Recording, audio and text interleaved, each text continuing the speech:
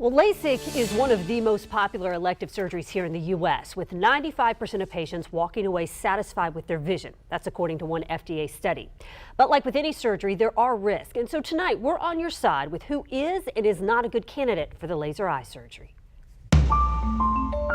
And if you look at the patients who have unsatisfactory results, in all likelihood, they shouldn't have had LASIK in the first place.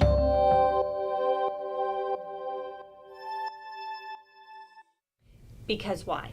Because they had something else wrong with the eye. They were inappropriate candidates for LASIK. Dr. Robert Schnipper, an ophthalmologist at Jacksonville Eye Center, has performed thousands of LASIK eye surgeries. He says while complications are rare, not everyone is a good candidate for LASIK. A good candidate for LASIK is somebody who is between the ages of, let's say, 18 and maybe 50, who has no other significant abnormalities of the eye, such as bad glaucoma, diabetes of the eye, etc., and whose corneas are thick enough and healthy enough. Generally, those are good candidates for LASIK. The FDA says you're probably not a good candidate for LASIK if you required a change in your contact lens or glasses prescription in the past year. But talk to your doctor. What questions should they ask their doctor? Do I have dry eyes? Is my cornea thick enough? Is my corneal topography?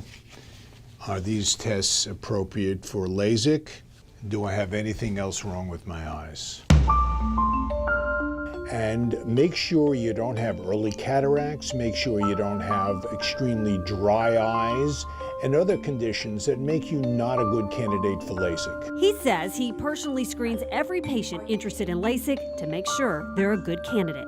If you're interested in LASIK, get an eye exam by a community LASIK surgeon. And get an eye exam by someone who's been doing LASIK in the community for a number of years, who has a local reputation and has his reputation to guard. And we're on your side with a lot more information and resources on LASIK eye surgery. I've linked it all to this story on firstcoastnews.com.